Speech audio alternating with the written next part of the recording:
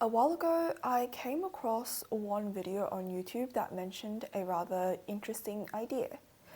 This person said it's absolutely ridiculous for you to be proud of your nationality because it's a contingency like a race and gender, not something that you've done anything towards obtaining. It's not like your own achievement. This really got me to think about the underlying principles that support the sentiments of nationalism or patriotism, which most people tend to have taken as just something you naturally feel, like you love your parents because they raised you, given that they weren't abusive, and you would feel something as intuitive and natural towards your country as what you would feel towards your parents.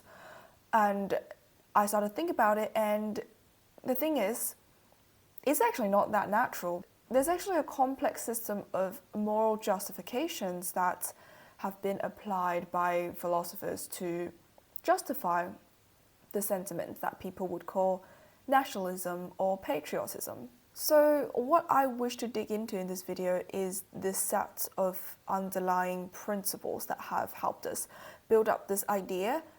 And I guess what I want to say ahead of it is that I'm not making a verdict on whether it's like a good value, bad value, correct, wrong value.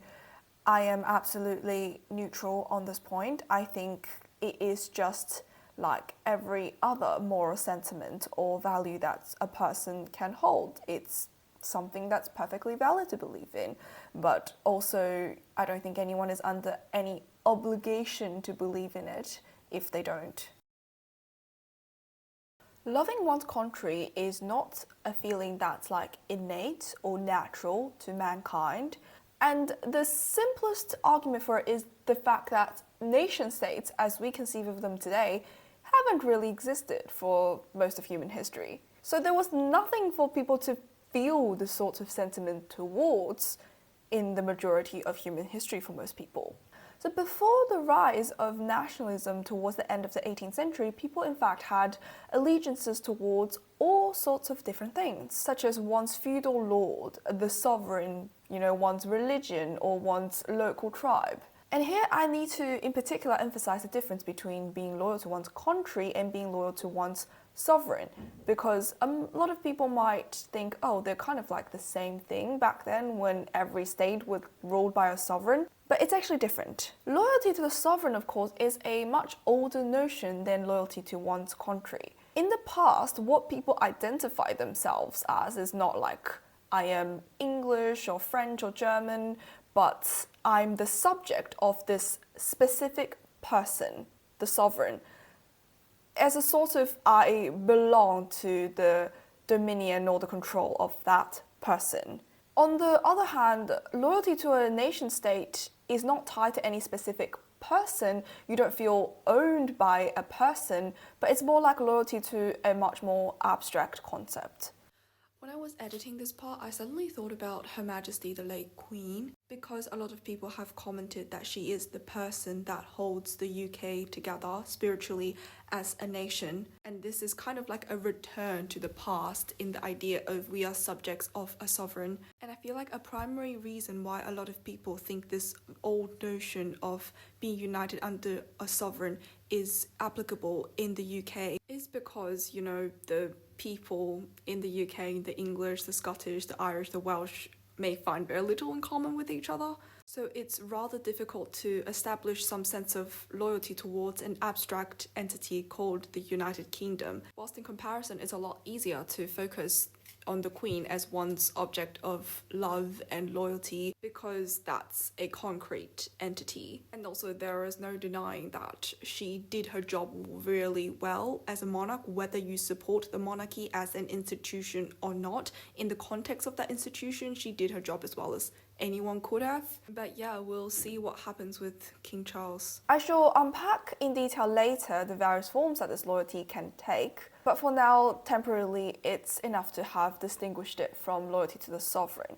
So, nationalism, as we know it today, first rose in the form of cultural nationalism. So people started to identify with a group of people that shared their ethnicity, language, geography, culture, those sorts of traits. Then came the idea that every such group should form their own sovereign state. And this was precisely what happened throughout the world gradually in the 19th and 20th centuries as many independent, ethnic-based nation-states started to take form. And basically that was because a lot of city-states, monarchs, etc. kind of broke down. So it's very hard to give a reason why this just suddenly occurred. Why do people suddenly have this idea into their heads? There's no one reason I can give for it. I think different reasons apply to many different cases. But as a generalization, there could be a few reasons to be said. Firstly, a lot of people were feeling discontent over a foreign monarch that ruled over them and not only controlled how they lived, but also tried to control, what sorts of education and language and religion that they could hold. And in many cases, the foreign monarch may not be, such a great ruler.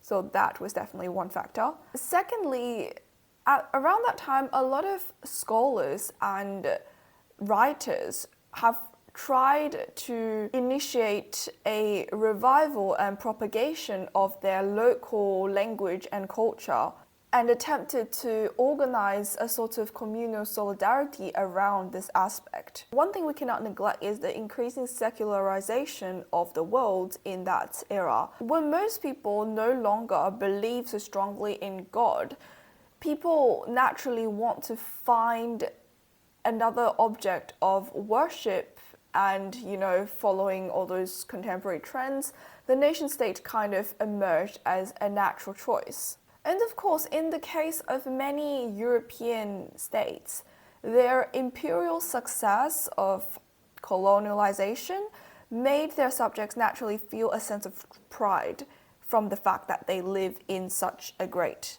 empire. And on the flip side of the story, nationalism among a lot of countries that were former colonies were driven by the fact that they don't want to be this empire ruled by foreigners. They want to govern themselves. And also certain nation states were built upon principles such as democracy and liberty, which they believe themselves an embodiment of. So for example, the United States. And it's like they identify their nation with a set of principles that they believe are very valuable. Even though most people nowadays do not question the idea that one feels certain obligations on a moral level to one's country. But when you actually think about it, there is actually no overwhelming reason that demands we feel this way. So for example, one famous philosopher, Thomas Pogge, writes, "Nationality is just one further contingency, like genetic endowment, race, gender, and social class. One more potential basis of institutional inequalities that are inescapable and present from birth." So why should we care then?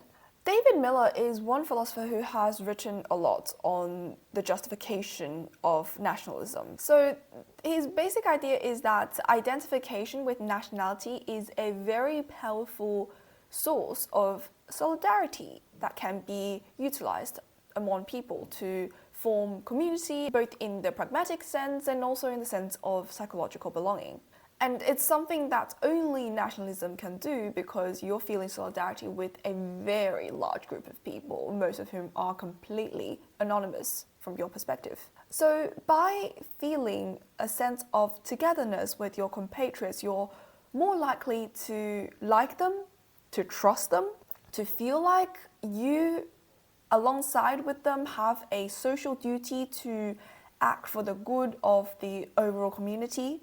And these values of togetherness and trust and common obligation are naturally really good things that can be used to advance the lives of everyone. Yet the further question to ask is, what makes people have this sort of feeling towards their fellow countrymen? So if I had to give one answer for this question, the most straightforward and simple one would be that it's myth-making. Miller himself affirms, "A nationality exists when its members believe that it does. It is not a question of a group of people sharing some common attributes such as race or language." So let us now briefly dissect the key elements sustaining this myth. Primarily, what the national myth gives us is a sense of historical continuity as a group.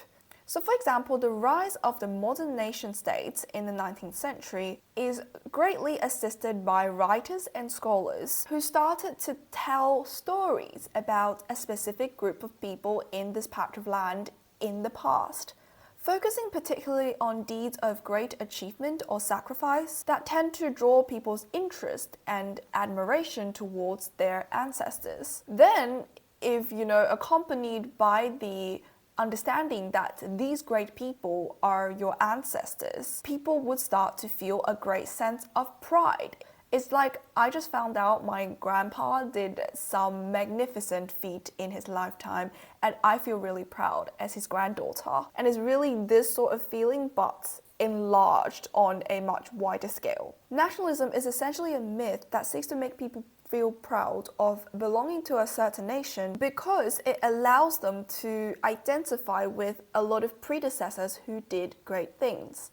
Further, historical continuity is also built on this idea of the continuation and imposing of obligations. The idea is that because our forebears have toiled and spilled their blood to build and defend the nation, we who are born into it inherit an obligation to continue their work, which we discharge partly towards our contemporaries and partly towards our descendants. What this achieves is that one feels the sense of an integration into a bigger project. You don't see yourself only as a passive inheritor of your ancestors' great achievements, but you see yourself as shouldering the continuation of their project.